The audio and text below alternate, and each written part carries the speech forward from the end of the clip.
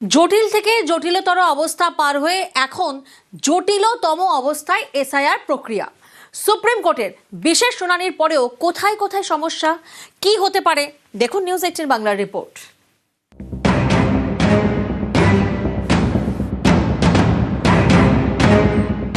ভারতের জাতীয় নির্বাচন কমিশনের সঙ্গে রাজ্যের এবং শাসক দলের সংঘাতে যে পরিস্থিতি তৈরি হয়েছে তা এক কথায় নজিরবিহীন।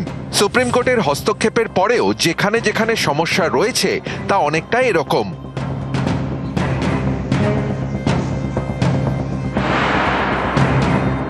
সুপ্রিম কোর্টের নির্দেশে এবং কমিশনের ইচ্ছায় 28শে ফেব্রুয়ারি ভোটার তালিকা প্রকাশিত হবে। তারপরেও নতুন নাম ঢুকবে ওই তালিকায়। প্রশ্নের শুরু এখান থেকেই।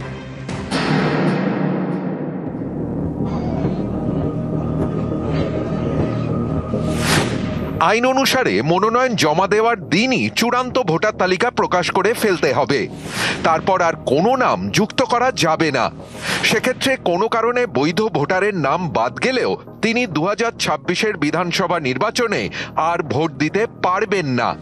গণতন্ত্রের ক্ষেত্রে এমন এসআইআর প্রক্রিয়া নিয়েই বড়সড় প্রশ্ন উঠতে পারে।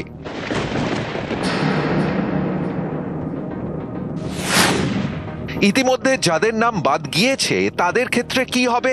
অর্থাৎ বিচারকদের দায়িত্ব দেওয়ার আগে লজিক্যাল ডিসক্রিপেন্সিতে যে প্রায় 10 লক্ষ নাম বাদ গিয়েছে তাদের কাগজপত্র কি আবার পরীক্ষা হবে? সেই প্রশ্নের উত্তর মিলছে না। সেক্ষেত্রে নাম বাদ যাওয়া কেউ বঞ্চনার অভিযোগে আদালতের দ্বারস্থ হলে কি পুরো প্রক্রিয়া বন্ধ হয়ে যাবে?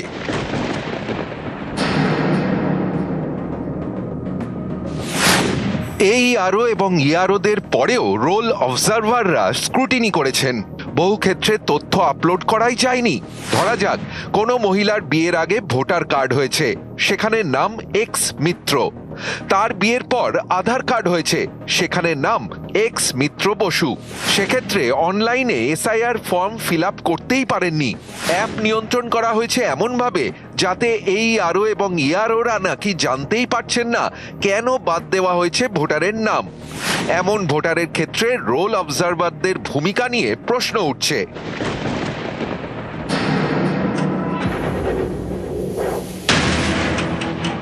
সুপ্রিম কোর্টে দেওয়া তথ্য অনুসারে ভোটের আগে কোনোভাবেই এ রাজ্যে সব স্ক্রুটিনি করা সম্ভব নয়। সেই কারণে ঝাড়খণ্ড এবং ওড়িশার বিচারকদের এই কাজে নিয়োগ করা হোক।